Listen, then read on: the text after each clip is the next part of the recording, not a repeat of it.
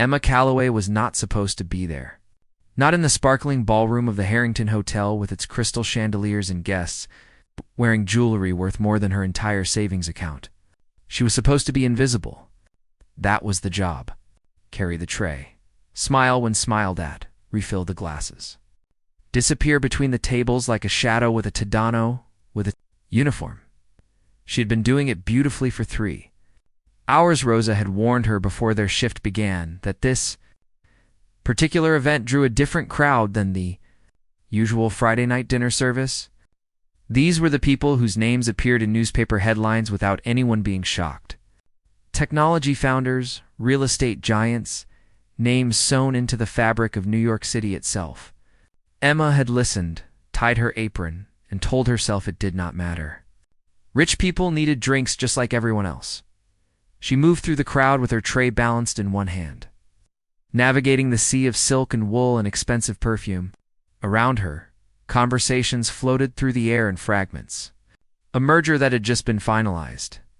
A vacation to somewhere with a name she could not pronounce.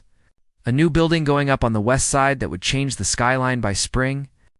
Emma kept her eyes forward and her expression neutral. That was when it happened. A man stepped backward, without looking, and walked directly into her path. Emma turned to avoid him, but the tray tilted. 3 glasses of champagne shifted to one side, and she caught 2 of them by pure instinct, but the third slid free and poured itself entirely down the front of her uniform before she could do anything except watch it happen. She stood there for one silent second. The man who had backed into her turned around immediately. He was tall, broad-shouldered, with dark hair that was slightly disheveled in a way that suggested he had run his hand through it more than once that evening.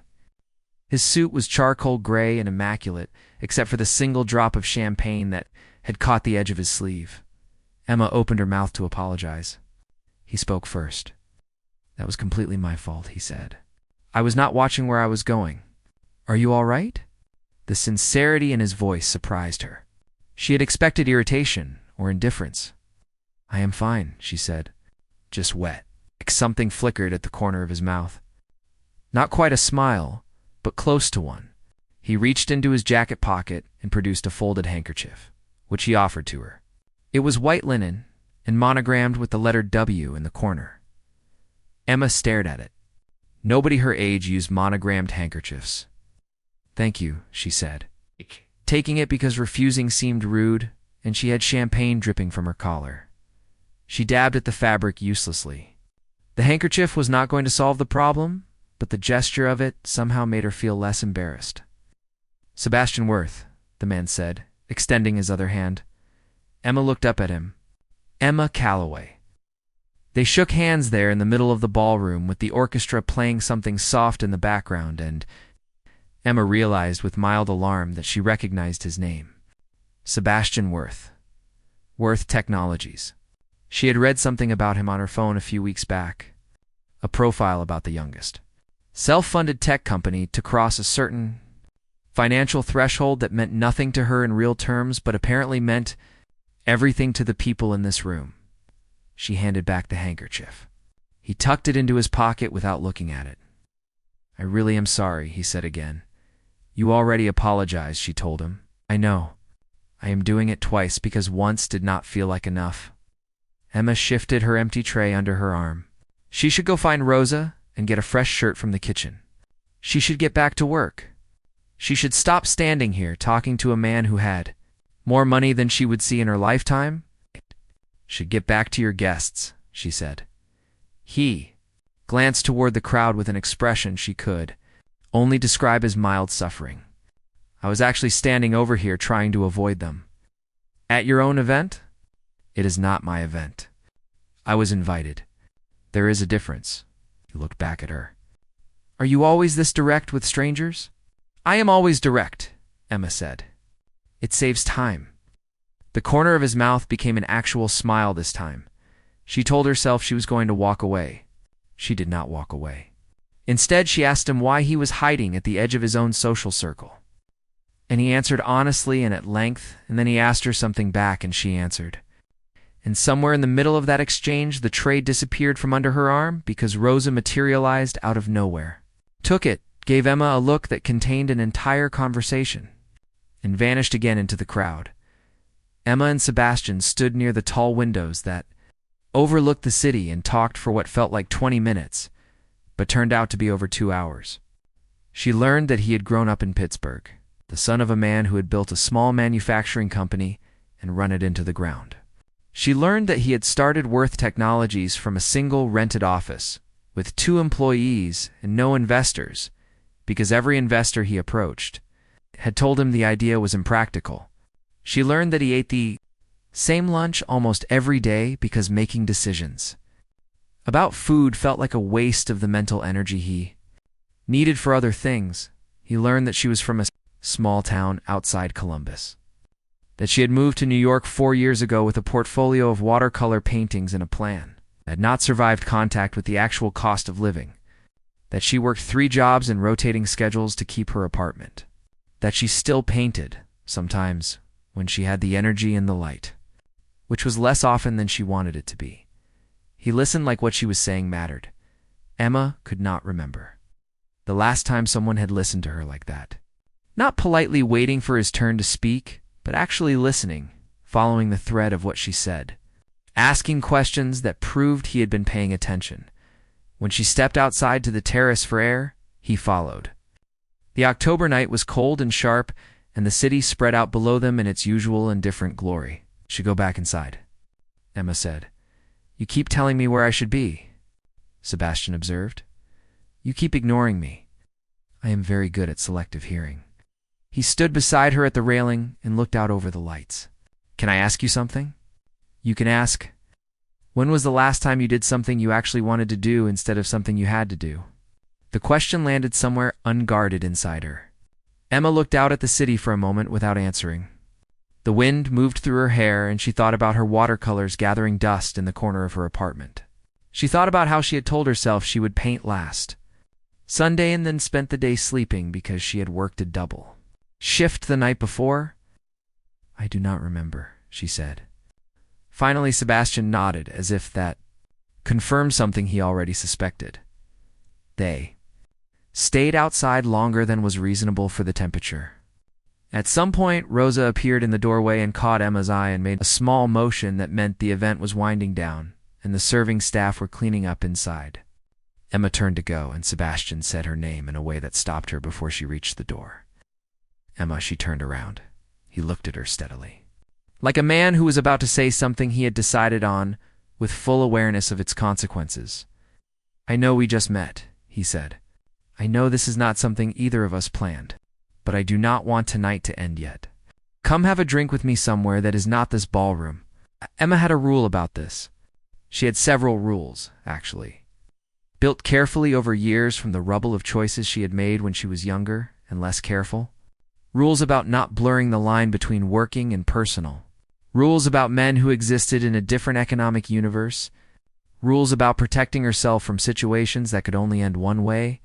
She thought about all of those rules. Right, she heard herself say. They left together. Not because Emma had forgotten her rules, but because standing on that terrace with the cold air on her face and Sebastian Worth looking at her like she was someone worth knowing, the rules had felt like a cage she had built herself and locked herself inside of, called it wisdom. The night that followed was not something she had planned or prepared for. It was impulsive and reckless and everything her older sister Diana would have quietly disapproved of if she had known.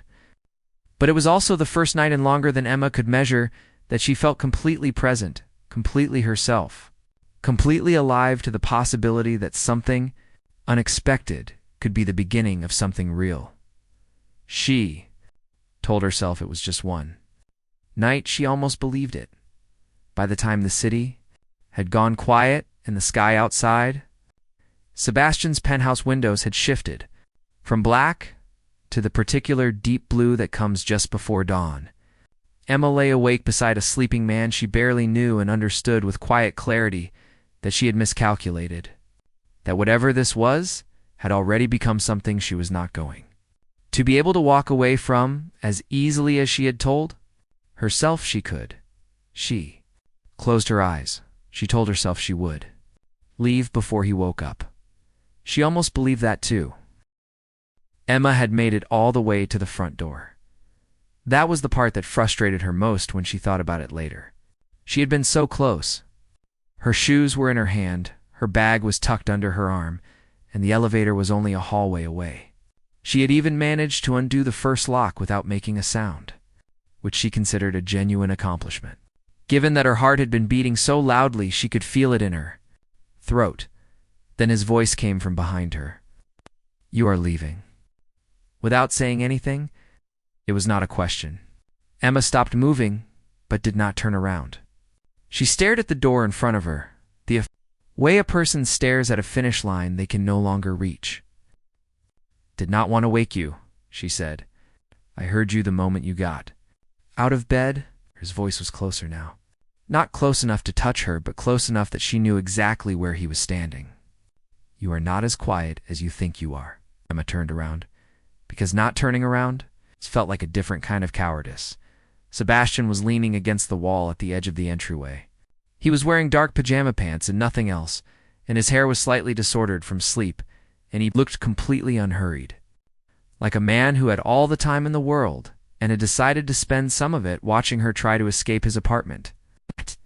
"I have things to do," Emma said. "It is 6:30 on a Sunday morning." "I am a morning person." He looked at her steadily. She could not read his expression exactly, but she recognized the quality of it. He was not going to pretend the night had not happened. He was not going to make this easy for her. "You do not have to stay," Sebastian said. "I am not going to ask you to do anything you do not want to do. But before you go, I want to ask you one question." Emma adjusted the strap of her bag on her shoulder. "Fine.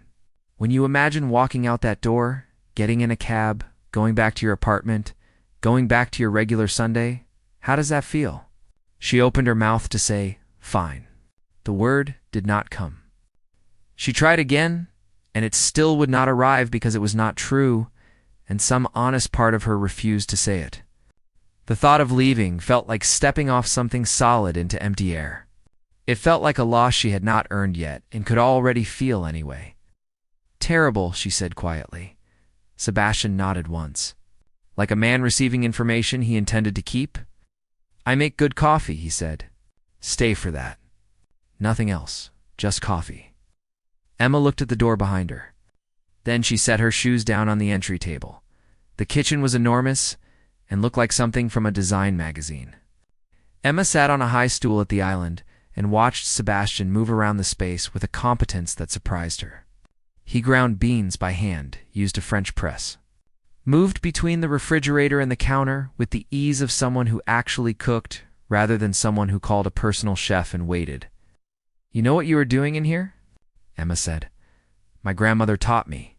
She said a person who cannot feed themselves is a liability to everyone around them." He glanced over his shoulder. She was not gentle about delivering wisdom. She sounds like she was wonderful. She was terrifying and wonderful in equal parts. He pressed the coffee and poured it into 2 plain white mugs.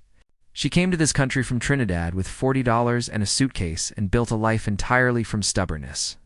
She used to say that the only thing standing between a person and what they wanted was the story they kept telling themselves about why they could not have it.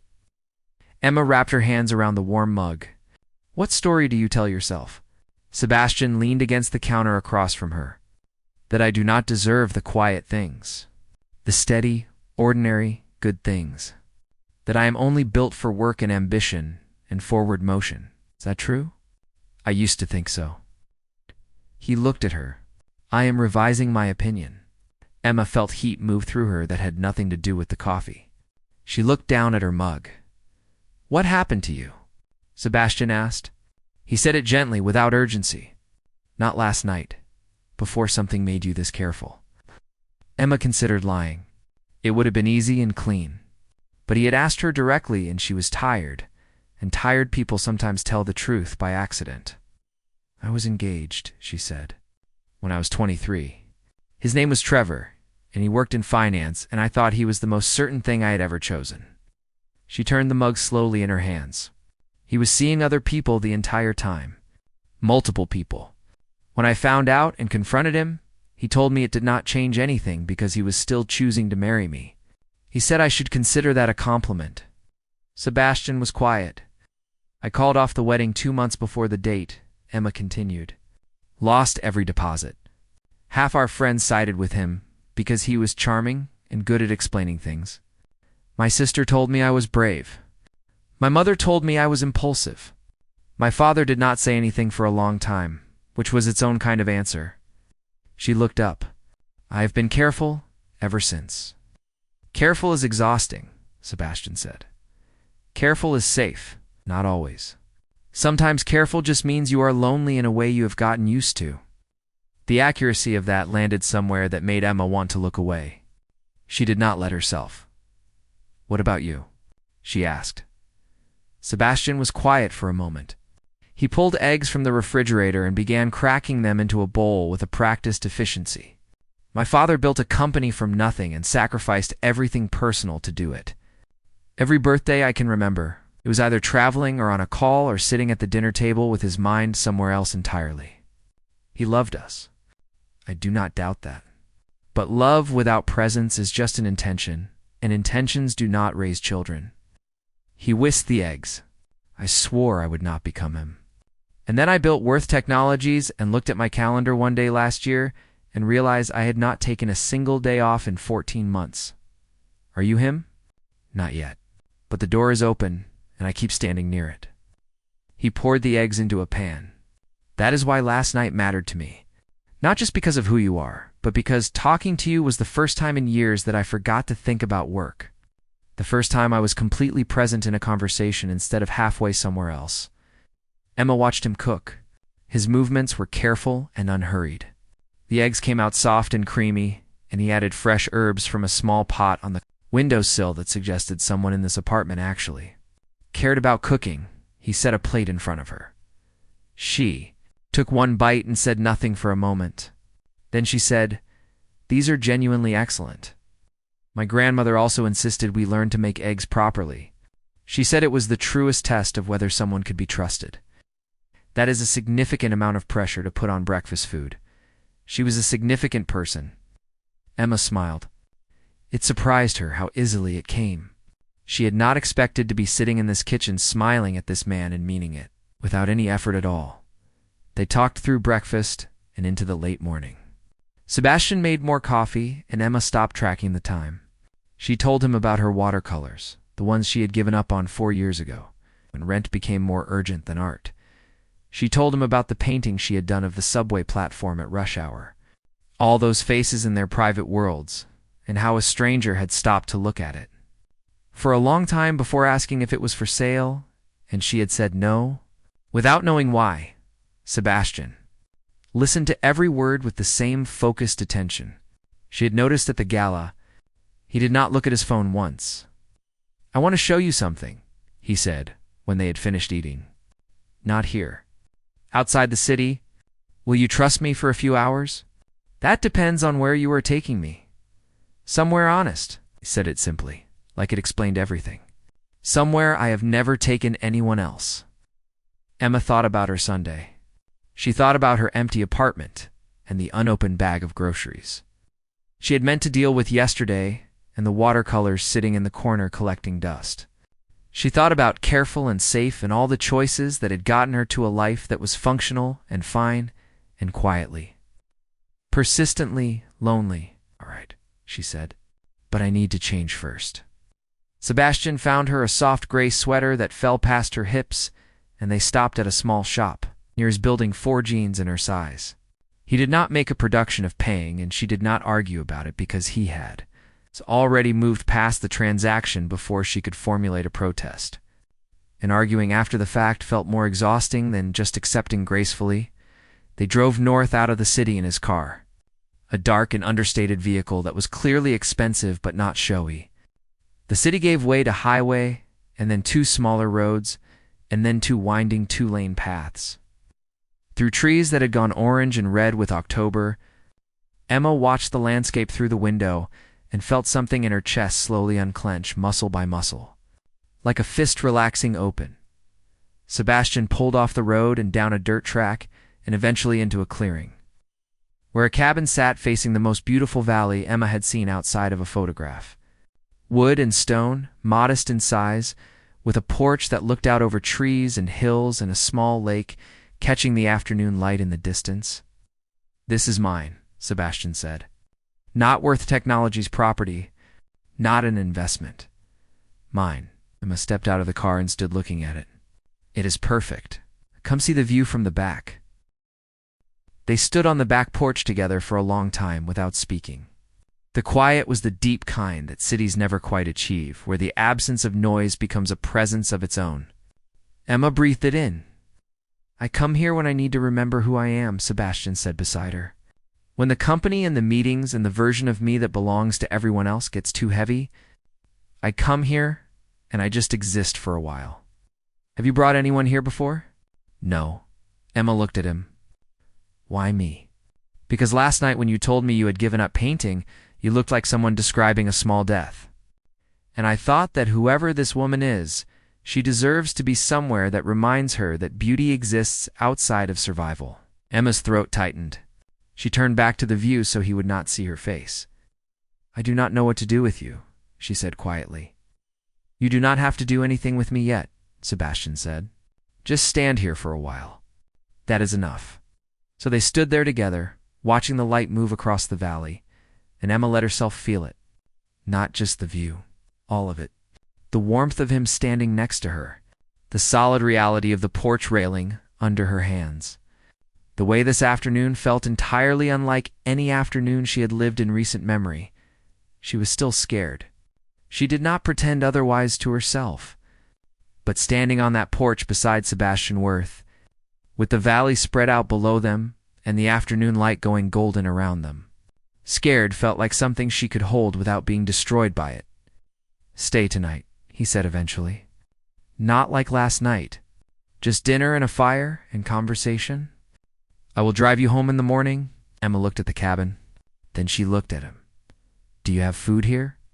"I have everything we need." "Then yes," Emma said.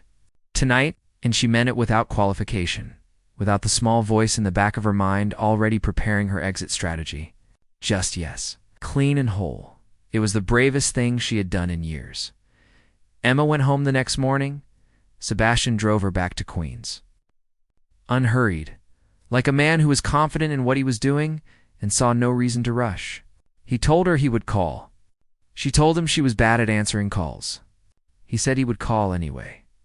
She went upstairs, to her apartment, and stood in the middle of her small living room and looked at her watercolors stacked in the corner and her books lined along the window sill and her life arranged carefully in this small, honest space, and she felt the absence of him immediately and completely. She told herself that was not a good sign. She went to work that afternoon at the diner where she had been waitressing for 2 years. The lunch crowd was steady and familiar. Rosa was not working that day, but her coworker Deb was. And Deb was warm and efficient and did not ask questions Emma was not ready to answer. Emma moved through her tables and took her orders and carried her plates and tried not to think about a porch overlooking a valley and a man who listened. When she talked, she thought about it constantly. Sebastian called on Tuesday. She answered on the second ring, which she had told herself she would not do. "How is your week?" he asked. "Busy," she said. "You?" "There is a board presentation on Friday that I am mildly dreading. My head of finance uses fonts that I find personally offensive." Emma laughed before she could stop herself. "That is a very specific grievance. I am a precise person." They talked for 40 minutes. She was sitting on her fire escape with a cup of tea, and the October air was cold. But she stayed outside because the apartment felt too small for the feeling of talking to him. He called again Thursday. They talked for an hour. On Friday, he sent her a message that said the board presentation had gone well, and the font situation had been addressed diplomatically, and he had a question for her if she was willing to hear it. She sent back a question mark. He replied asking if she would let him come to her neighborhood on Saturday. Not a restaurant he chose, or a place associated with his world. Her neighborhood. Her terms, she said yes. He arrived. At 11 in the morning, wearing jeans and a dark jacket that looked like it belonged to a person, rather than a magazine, and carrying 2 coffees from a cart down the street because she had mentioned once in passing that the cart on her corner made better coffee than most places that charged 3 times as much. She did not point out that he had remembered. She just took the cup and said thank you. They walked. That was all. Through the neighborhood she had lived in for 4 years. Past the bookstore where she spent money she technically did not have.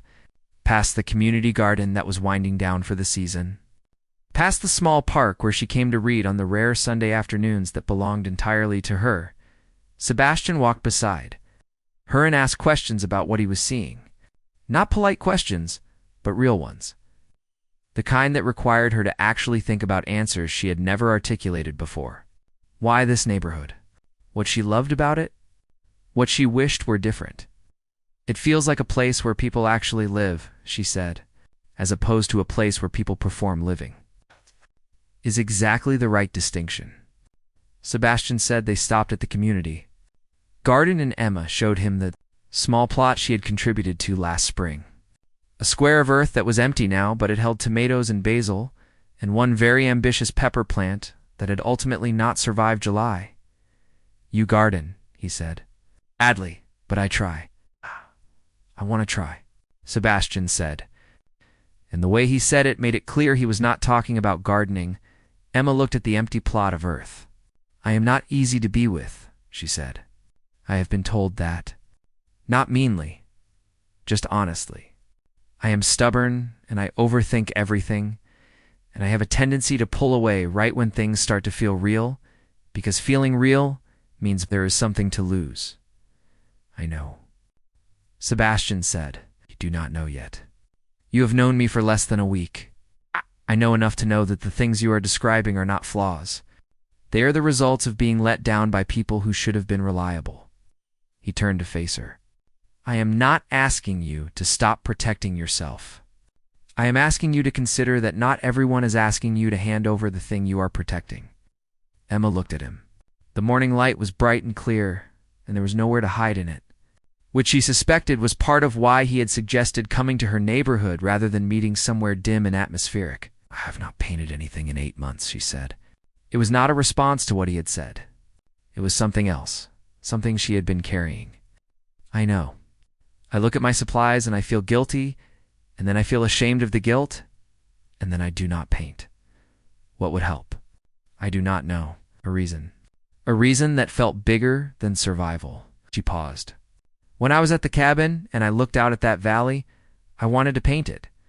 I have not wanted to paint anything in 8 months, and I looked at that valley, and I wanted it so much it hurt a little. Sebastian was quiet for a moment. Then he said, I have a friend who runs a small gallery in Brooklyn. Not a famous gallery. Not somewhere that would feel like a test. A real place where real art lives.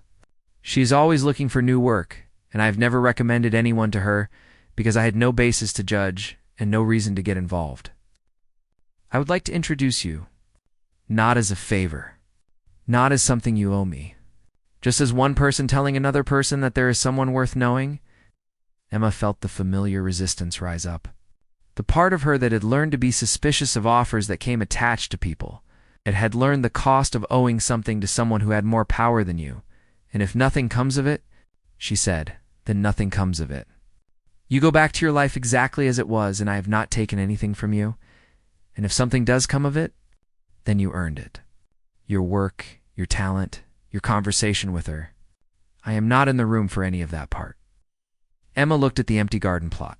She thought about the valley and the way she had felt wanting to paint it.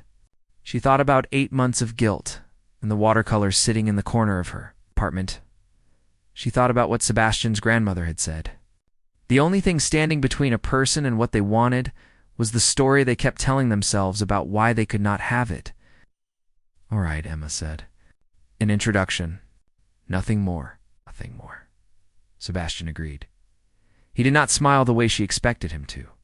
He just nodded, like a man who took agreement seriously and intended to honor exactly what he had offered, and not one thing beyond it. The introduction happened the following week. The gallery owner's name was Patricia, a direct and warm woman in her 50s, who shook Emma's hand and looked at the photographs. Emma had brought of her work with genuine attention. She asked questions about process and intention and what Emma was trying to capture. She did not look at her phone once during the conversation. When Emma left the gallery an hour later, she stood on the sidewalk in the October cold and felt something she had not felt in a long time. Not hope exactly, which could be dangerous. Something quieter than hope. The sense that a door had opened and the air coming through it was clean. Sebastian was not there. He had dropped her off and driven away without waiting, exactly as he had said he would. He called that evening. "How did it go?" he asked. "She wants to see a full body of work," Emma said. "New pieces. She said she might have a group show in March if the work is what she thinks it could be." Pause. Then, quietly, Emma. "I know," she said. Her voice was not entirely steady. "Are you all right?" "I am terrified," she said. "And I want to paint something." Both at the same time. "It sounds exactly right," Sebastian said. She painted that weekend. She set up her supplies on Sunday morning with the window open despite the cold, and she painted the valley from memory. The way the light had moved across it, the particular quality of the quiet. She painted for 4 hours without stopping, and when she stood back and looked at what she had made, she cried a little, which she recognized as a good sign rather than a bad one. She sent Sebastian a photograph of it. He responded immediately. 3 words. "That is you." She sat with those 3 words for a long time. Understood that he was not talking about the painting. They had dinner that week, and the week after. They walked in her neighborhood and drove to his cabin once more when the weather was still warm enough to sit on the porch. They talked about his father and her sister and the versions of themselves they had been before the careful choices. The versions that had wanted things without apology. Emma still got scared sometimes. She still felt the pull toward the exit when things felt too real, too close, too much like something she could lose. She told him when it happened, instead of just disappearing into it, and he listened and did not try to argue her out of the feeling. And somehow, that made the feeling smaller. "I thought I was built for being alone," Emma told him one evening at the cabin. Firelight making the room warm and amber around them. "What do you think now?" Sebastian asked. Emma leaned her head against his shoulder. Outside the window the trees were dark and the sky was full of stars, the kind that were invisible from the city. "I think I was built for this," she said. "I just did not know what this was until I found it." Sebastian put his arm around her and she felt his breath slow and steady against her hair. "Stay," he said softly. The same word he had used that first morning at the door. But it meant something different now. Not just tonight or just breakfast or just one more hour. It meant the whole of it. The difficult, ordinary, beautiful work of choosing someone and meaning it. Emma closed her eyes. "Yes," she said. And this time she did not qualify it. Did not attach conditions or escape routes or the quiet distance she had always kept between herself and the things she wanted most. She just said yes, and let it be enough, and let it be real. Outside, the stars were very bright. Inside, the fire burned warm and low, and Emma Calloway, who had been so careful for so long, let herself be found.